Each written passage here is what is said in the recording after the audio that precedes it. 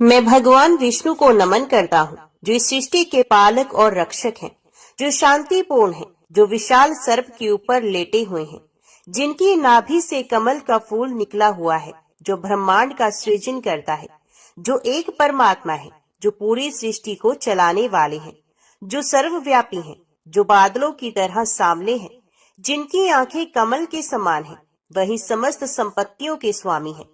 योगी उनको समझने के लिए ध्यान करते हैं। वे संसार में भय का नाश करने वाले हैं। सब लोगों के स्वामी भगवान विष्णु को मेरा नमस्कार। जय श्री हरि। हरे कृष्णा। आज के वीडियो में आप सुनेंगे गुरुवार बृहस्पति देव की पौराणिक व्रत कथा। प्राचीन समय की बात है। भारत में एक राजा राज्य करता था। वे बड़ा प्रतापी तथा दानी था। वे नित्य प्रति मंदिर में भगवत दर्शन करने जाता था। वे ब्राह्मण और गुरु की सेवा किया करता था। उसके द्वार से कोई भी याचक निराश होकर नहीं लौटता था। वे प्रत्येक गुरुवार को व्रत रखता एवं पूजन करता था। हर दिन गरीबों की सहायता करता था, परंतु ये सब बातें उसकी रानी को अच्छी नहीं लगती थी। वे ना तो व्रत करती और ना किसी को एक पैसा भी दान में देती थी। वे राजा से भी ऐसा करने को मना करती थी। एक समय की बात है कि राजा शिकार खेलने वन को चले गए। घर पर रानी और दासी थी। उस समय भगवान बृहस्पति देव साधु का वेश धारण कर राजा के दरवाजे पर भिक्षा मांगने के लिए आए। साधु ने रानी से भिक्षा मांगी तो वे कहने लगी कि हे साधु महाराज, मैं इस दान और पुण्य से तंग आ गई हूँ। इस कार्य के लिए तो मेरे पति देव ही बहुत है। अब आप ऐसी कृपा करें कि ये सारा धन नष्ट हो जाए तथा मैं आराम से रह सकूं। साधु रूपी बृहस्पति देव ने कहा कि हे देवी, तुम बड़ी विचित्र हो। संतान और धन से कोई दुखी नहीं होता है, इसको सभी चाहते हैं। पापी भी पुत्र और धन की इच्छा रखता है। अगर तुम्हारे पास धन अधिक है तो भूखे मनुष्यों को भोजन कराओ, पियाओ लगवाओ, ब्राह्मणों को दान दो, धर्मशालाएं बनवाओ, कुआं, तालाब, बावड़ी, बाग बगीचे आदि का निर्माण करवा दो तथा निर्धन की कुंवारी कन्याओं का विवाह करवा दो। साथ ही यज्ञ आदि क्रम करो। इस प्रकार के कर्मों से आपके कुल का और आपका नाम परलोक में भी सार्थक होगा एवं तुम्हें भी स्वर्ग की प्राप्ति होगी। परंतु रानी साधु की इन बातों से खुश ना हुई। उसने कहा, हे साधु महाराज, मुझे ऐसे धन की आवश्यकता नहीं जिसको मैं अन्य लोगों को दान देती फिरूं तथा जिसको रखने और संभालने में ही मेरा सारा समय नष्ट हो जाए। साधु ने कहा, हे देवी, यदि तुम्हारी ऐसी ही इच्छा है तो जैसा मैं तुम्हें बताता हूँ तुम वैसा ही करना। बृहस्पतिवार के दिन घर आंगन को गोबर से लिपना, अपने केशों को पीली मिट्टी से धोना, केशों को धोते समय स्नान करना, राजा से कहना कि वे हजामत करवाए, भोजन में मांस मदिरा खाना, कपड़े धोबी के यहाँ धुलने देना। इस प्रकार 7 बृहस्पतिवार करने से तुम्हारा सारा धन नष्ट हो जाएगा। ये कहकर साधु महाराज रूपी बृहस्पति देव अंतर ध्यान हो गए। रानी ने साधु के कहने के अनुसार 7 बृहस्पतिवार तक वैसा ही करने का विचार किया। साधु के बताए अनुसार कार्य करते हुए केवल 3 बृहस्पतिवार ही बीते थे कि उसकी समस्त धन संपत्ति नष्ट हो गई। भोजन के लिए दोनों समय परिवार तरसने लगा तथा सांसारिक भोगों से दुखी रहने लगे। तब राजा रानी से कहने लगा कि हे रानी, तुम यहाँ पर रहो, मैं दूसरे देश को जाता हूँ, क्योंकि यहाँ पर मुझे सभी मनुष्य जानते हैं, इसलिए मैं यहाँ पर कोई काम नहीं कर सकता। मैं परदेश जा रहा हूँ, वहाँ कोई काम धंधा कर लूंगा, शायद हमारे भाग्य बदल जाए।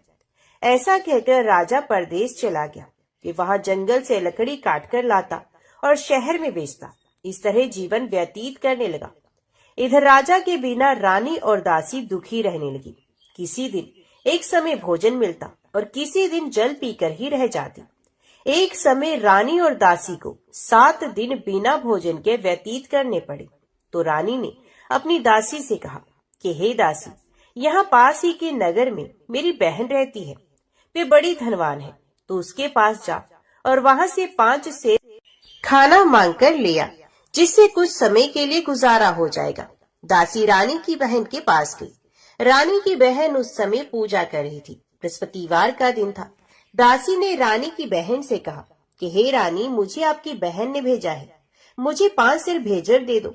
दासी ने ये बात अनेक बार कही, परंतु रानी की बहन ने कोई भी उत्तर नहीं दिया, क्योंकि वे उस समय बृहस्पतिवार की कथा सुन रही थी। जब दासी को रानी की बहन से कोई उत्तर नहीं मिला तो वे बहुत दुखी हुई। उसे क्रोध भी आया। वे लौटकर रानी से बोली, हे रानी, आपकी बहन बहुत ही घमंडी है।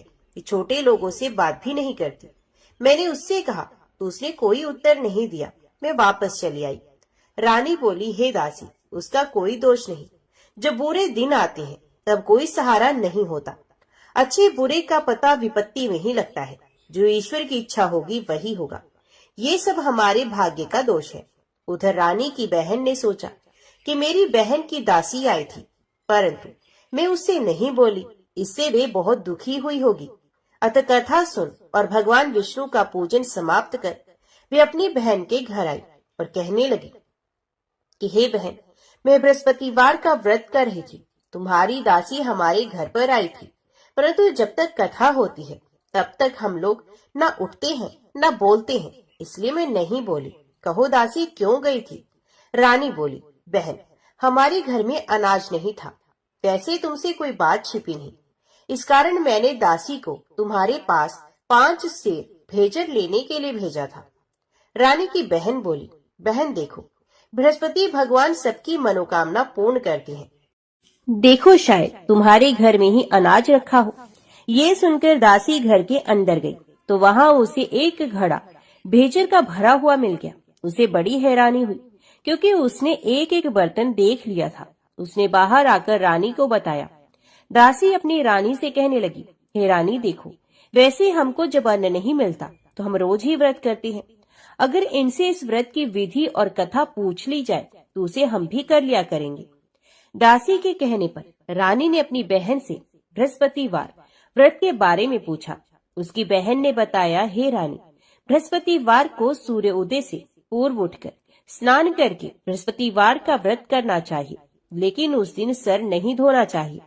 बृहस्पतिवार के दिन में चने की दाल और मुनक्का से विष्णु भगवान को केले के वृक्ष की जड़ से पूजन करें तथा दीपक जलाए। उस दिन एक ही समय भोजन करें।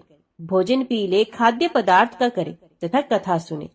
इस प्रकार करने से गुरु भगवान प्रसन्न होते हैं, अन्न पुत्र धन देते हैं।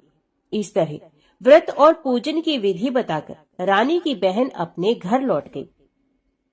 रानी और दासी दोनों ने निश्चय किया कि वे बृहस्पति देव भगवान का पूजन जरूर करेंगी।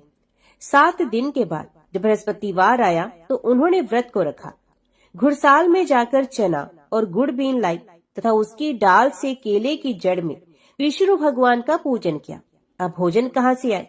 दोनों बड़ी दुखी हुई, परंतु उन्होंने व्रत किया था, इस कारण देव बृहस्पति भगवान प्रसन्न हो गए। वे एक साधारण व्यक्ति के रूप में 2 थालों में सुंदर पीला भोजन लेकर आए और दासी को देकर बोले, हे दासी, ये भोजन तुम्हारे और रानी के लिए है, तुम दोनों करना। दासी भोजन पाकर बड़ी प्रसन्न हुई और रानी से बोली, रानी जी, भोजन कर लो।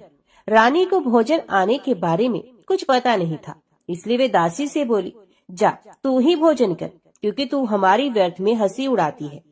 दासी बोली, एक व्यक्ति अभी भोजन दे गया है। रानी कहने लगी, वे भोजन तेरे लिए ही दे गया है, तू ही भोजन कर। दासी ने कहा, वे व्यक्ति हम दोनों के लिए 2 थालों में भोजन दे गया है, इसलिए मैं और आप दोनों ही साथ साथ भोजन करेंगे। फिर दोनों ने गुरु भगवान को नमस्कार कर भोजन प्रारंभ किया। उसके बाद से वे प्रत्येक बृहस्पतिवार को गुरु भगवान का व्रत और पूजन करने लगी। बृहस्पति भगवान की कृपा से उनके पास धन हो गया, परंतु रानी फिर पहले की तरह ही आलस्य करने लगी। तब दासी बोली, देखो रानी, तुम पहले भी इसी प्रकार आलस्य करती थी, तुम्हें धन के रखने में कष्ट होता था, इसी कारण सभी धन नष्ट हो गया। और गुरु भगवान की कृपा से धन मिला है तो फिर तुम्हें आलस्य होता है। बड़ी मुसीबतों के साथ हमने ये धन पाया है, इसलिए हमें दान पुण्य करना चाहिए। तुम भूखे मनुष्य को भोजन करवाओ, प्याऊ लगवाओ, ब्राह्मणों को दान दो, कुआं तालाब बावड़ी आदि का निर्माण करवाओ, मंदिर पाठशाला बनवाकर दान दो, कुंवारी कन्याओं का विवाह करवा दो। धन को शुभ कार्यों में खर्च करो, जिससे तुम्हारे कुल का यश बढ़े तथा स्वर्ग प्राप्त हो और पितृ प्रसन्न हो। दासी की बात मानकर रानी ने इसी प्रकार के कर्म करने शुरू किए, जिससे उनका काफी यश फैलने लगा। एक दिन रानी और दासी आपस में विचार करने लगी कि ना जाने राजा किस दशा में होंगे, उनकी कोई खोज खबर भी नहीं है। उन्होंने श्रद्धा पूर्वक गुरु बृहस्पति भगवान से प्रार्थना की कि राजा जहाँ कहीं भी हो शीघ्र वापस आ जाए। उधर राजा परदेश में बहुत दुखी रहने लगा। ये प्रतिदिन जंगल से लकड़ी बीनकर ले आता और उसे शहर में बेचकर अपने दुखी जीवन को बड़ी कठिनता से व्यतीत करता। एक दिन दुखी हो अपनी पुरानी बातों को याद करके वे रोने लगा और उदास हो गया। उसी समय राजा के पास बृहस्पति देव साधु के वेश में आकर बोले, हे लकड़हारे, तुम इस सुनसान जंगल में किस चिंता में बैठे हो, मुझे बताओ। ये सुनकर राजा के नेत्रों में जल भर आया। साधु की वंदना कर राजा ने अपनी संपूर्ण कहानी सुना दी। महात्मा दयालु होते हैं। वे राजा से बोले, हे राजा, तुम्हारी पत्नी ने बृहस्पति देव के प्रति अपराध किया था, जिसके कारण तुम्हारी ये दशा हुई।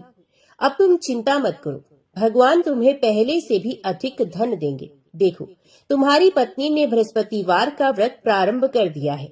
अब तुम भी बृहस्पतिवार का व्रत करके चने की दाल व गुड़ जल के लोटे में डालकर केले का पूजन करो, फिर कथा कहो या सुनो।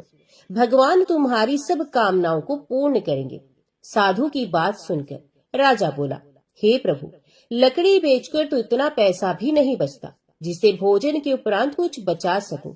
मैंने रात्रि में अपनी रानी को व्याकुल देखा है। मेरे पास कोई साधन नहीं जिससे उसका समाचार जान सकूं। फिर मैं कौन सी कहानी कहूँ, ये भी मुझको मालूम नहीं। साधु ने कहा, हे राजा, मन में बृहस्पति भगवान की पूजन व्रत का निश्चय करो, वे स्वयं तुम्हारे लिए कोई राह बना देंगे। बृहस्पतिवार के दिन तुम रोजाना की तरह लकड़ियां लेकर शहर में जाना। तुम्हें रोज से 2 गुना धन मिलेगा, जिससे तुम भलीभांति भोजन कर लोगे तथा बृहस्पति देव की पूजा का सामान भी आ जाएगा। जो तुमने बृहस्पतिवार की कहानी के बारे में पूछा है वे इस प्रकार है। प्राचीन काल में एक ब्राह्मण था। ये बहुत निर्धन था। उसके कोई भी संतान नहीं थी। उसकी स्त्री बहुत ही मलिनता के साथ रहती थी। वो ना तो स्नान करती, ना ही किसी देवता का पूजन करती। इस कारण ब्राह्मण देवता बहुत दुखी रहते थे। बेचारे बहुत कुछ कहते थे, किंतु उसका कोई परिणाम नहीं निकला।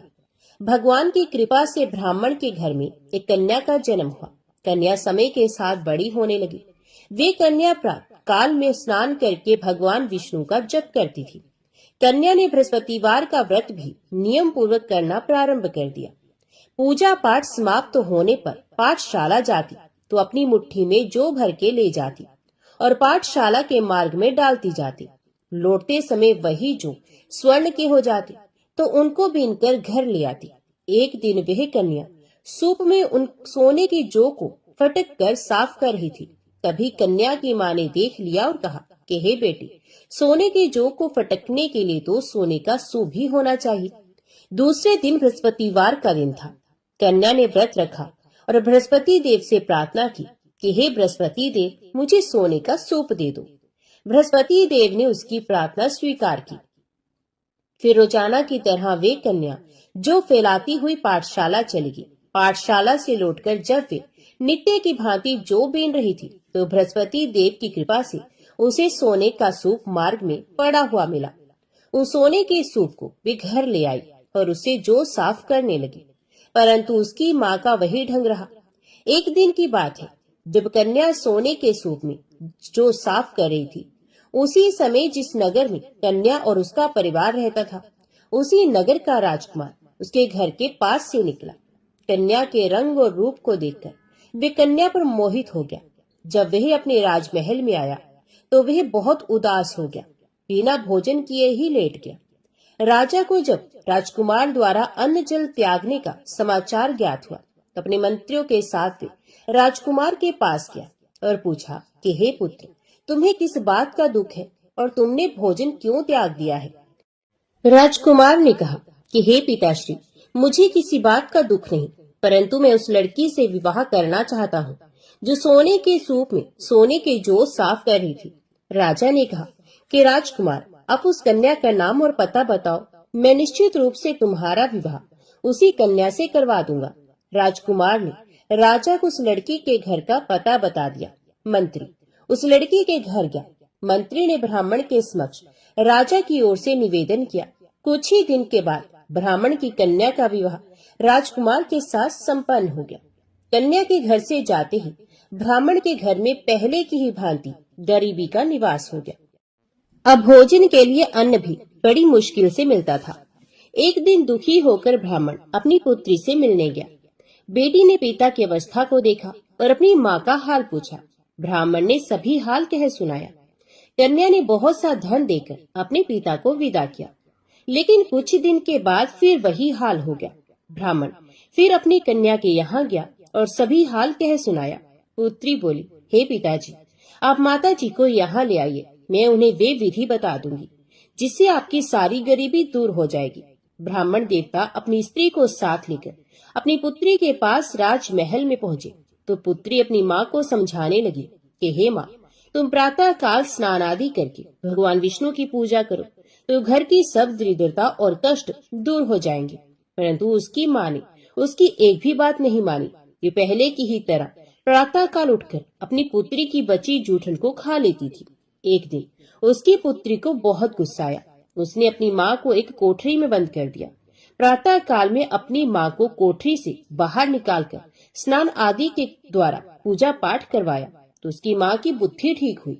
इसके बाद उसकी माँ भी नियम से नित्य पूजा पाठ करने लगी और प्रत्येक बृहस्पतिवार को व्रत करने लगी। इस व्रत के प्रभाव से मृत्यु के बाद वे स्वर्ग को गई। ये ब्राह्मण भी सुख पूर्वक इस लोक का सुख भोग कर स्वर्ग को प्राप्त हुआ। इस तरह कहानी कहकर साधु बने देवता वहां से अंतर ध्यान हो गए। धीरे धीरे समय व्यतीत होने पर फिर बृहस्पतिवार का दिन आया। राजा जंगल से लकड़ी काटकर शहर में बेचने गया। उसे उस दिन और दिनों से अधिक धन मिला। लकड़हारा बने राजा ने चना गुड़ आदि लाकर बृहस्पतिवार का व्रत किया। उस दिन से उसके सभी कलेश दूर हो गए। परंतु जब अगले बृहस्पतिवार का दिन आया तो लकड़हारा बना राजा बृहस्पतिवार का व्रत करना भूल गया। इस कारण बृहस्पति भगवान नाराज हो गए। उस दिन उस नगर के राजा ने विशाल यज्ञ का आयोजन किया था तथा अपने समस्त राज्य में घोषणा करवा दी कि सभी राजमहल में भोजन करने आए, कोई अपने घर में खाने के लिए चूल्हा ना जलाए। इस आज्ञा को जो नहीं मानेगा उसको फांसी दे दी जाएगी।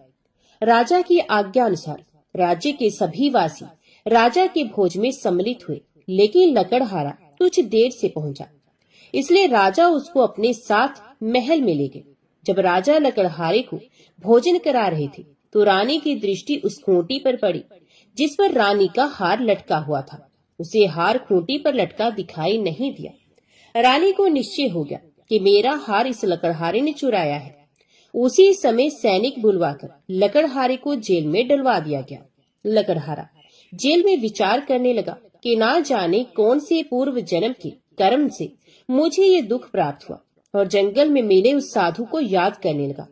उसी समय बृहस्पति देव साधु के रूप में प्रकट हो गए और कहने लगे, अरे मूर्ख, तुमने बृहस्पति देव का व्रत और पूजा नहीं की और सुख में उन्हें भूल गए, इसी कारण तुझे ये दुख प्राप्त हुआ।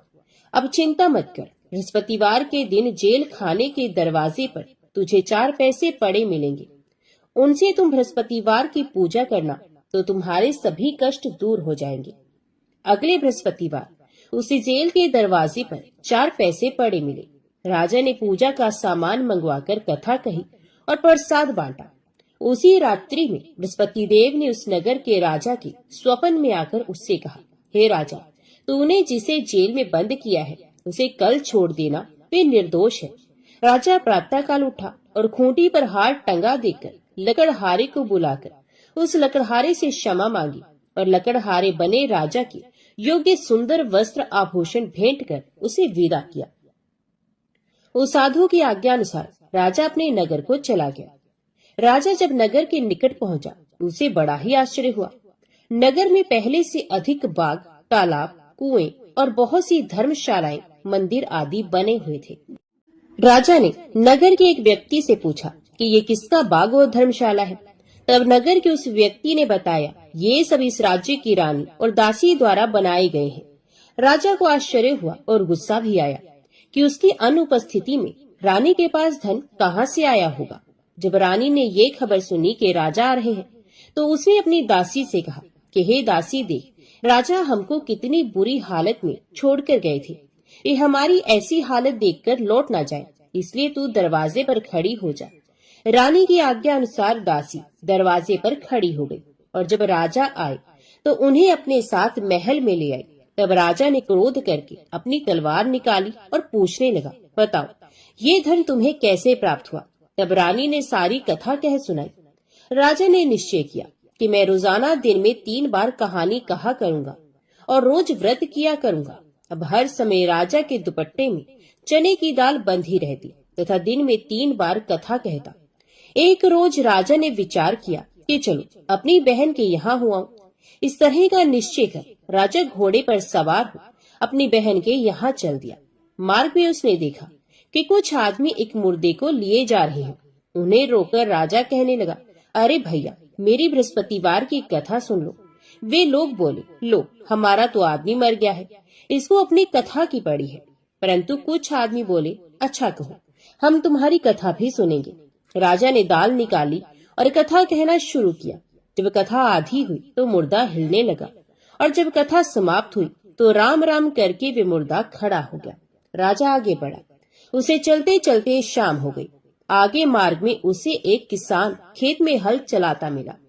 राजा ने उससे कथा सुनने का आग्रह किया, लेकिन वे नहीं माना। राजा आगे चल पड़ा। राजा के हटते ही बैल पछाड़ खाकर गिर गए तथा किसान के पेट में बहुत जोर से दर्द होने लगा। उसी समय किसान की माँ रोटी लेकर आई। उसने जब देखा तो अपने पुत्र से सब हाल पूछा। बेटे ने सभी हाल बता दिया। बुढ़िया दौड़ी दौड़ी उस घुड़सवार के पास पहुंची और उससे बोली, मैं तेरी कथा सुनूंगी, तू अपनी कथा मेरे खेत पर ही चलकर कहना। राजा ने लौटकर बुढ़िया के खेत पर जाकर कथा कही, जिसके सुनते ही बैल खड़े हो गए तथा किसान के पेट का दर्द भी बंद हो गया। राजा अपनी बहन के घर पहुंच गया। बहन ने भाई की खूब मेहमानी की। दूसरे रोज प्रातःकाल राजा जागा तो वे देखने लगा कि सब लोग भोजन कर रहे हैं। राजा ने अपनी बहन से जब पूछा, ऐसा कोई मनुष्य है जिसने भोजन ना किया हो, जो मेरी बृहस्पतिवार की कथा सुन ले? बहन बोली, हे भैया, ये देश ऐसा ही है, यहाँ लोग पहले भोजन करते हैं, बाद में कोई अन्य काम करते हैं। फिर एक कुम्हार के घर में गई, जिसका लड़का बीमार था। उसे मालूम हुआ कि उसके यहाँ 3 दिन से किसी ने भोजन नहीं किया है। रानी ने अपने भाई की कथा सुनने के लिए कुम्हार से कहा। वे तैयार हो गया। राजा ने जाकर बृहस्पतिवार की कथा कही, जिसको सुनकर उसका लड़का ठीक हो गया। अब तो राजा की पूरे राज्य में प्रशंसा होने लगी। एक दिन राजा ने अपनी बहन से कहा कि हे बहन, मैं अब अपने घर जाऊंगा, तुम भी तैयार हो जाओ। राजा की बहन ने अपनी सास से अपने भाई के साथ जाने की आज्ञा मांगी। सास बोली, हाँ चली जा, मगर अपने लड़कों को मत ले जाना, क्योंकि तेरे भाई के कोई संतान नहीं होती। बहन ने अपने भाई से कहा, हे भैया, मैं तो चलूंगी, मगर कोई बालक नहीं जाएगा। अपनी बहन को भी छोड़कर दुखी मन से राजा अपने नगर को लौट आया। राजा ने अपनी रानी से सारी कथा बताई और बिना भोजन किए पिछैया पर लेट गया। रानी बोली, हे प्रभु, बृहस्पति देव ने हमें सब कुछ दिया है, ये हमें संतान भी अवश्य देंगे। उसी रात बृहस्पति देव ने राजा को स्वप्न में कहा, हे राजा, उठ, सभी सोच त्याग दे, तेरी रानी गर्भवती है। राजा को ये जानकर बड़ी खुशी हुई। 9वें महीने रानी के गर्भ से एक सुंदर पुत्र पैदा हुआ। तब राजा बोला, हे रानी, स्त्री बिना भोजन के रह सकती है, परंतु बिना कहे नहीं रह सकती। जब मेरी बहन आए तो तुम उससे कुछ मत कहना। रानी ने हाँ कर दी। जब राजा की बहन ने ये शुभ समाचार सुना तो वे बहुत खुश हुई तथा बधाई लेकर अपने भाई के यहाँ आई। रानी ने तब उसे आने का उलाहना दिया। जो भाई अपने साथ ला रहे थे तब टाल गई, उनके साथ नहीं आई और आज अपने आप ही भागी भागी बिना बुलाए ही आ गई। तो राजा की बहन बोली, मैं इस प्रकार ना कहती तो तुम्हारे घर औलाद कैसे होती। बृहस्पति देव सभी की कामनाएं पूरी करते हैं। जो सद्भावना पूर्वक बृहस्पतिवार का व्रत करता है एवं कथा को पढ़ता है अथवा सुनता है और दूसरों को सुनाता है, बृहस्पति देव उसकी सभी मनोकामनाएं पूर्ण करते हैं, उनकी सदैव रक्षा करते हैं। जो संसार में सद्भावना से गुरु देव का पूजन एवं व्रत सच्चे हृदय से करते हैं, उनकी सभी मनोकामनाएं वैसे ही पूर्ण होती हैं जैसी सच्ची भावना से रानी और राजा ने बृहस्पति देव की कथा का गुणगान किया तो उनकी सभी इच्छाएं बृहस्पति देव जी ने पूर्ण की। अनजाने में भी बृहस्पति देव की उपेक्षा न करें, ऐसा करने से सुख शांति नष्ट हो जाती है। इसलिए सबको कथा सुनने के बाद प्रसाद लेकर ही जाना चाहिए। हृदय से उनका मनन करते हुए जयकारा बोलना चाहिए। तो सब प्रेम से बोलो, बृहस्पति भगवान की जय, भगवान विष्णु की जय।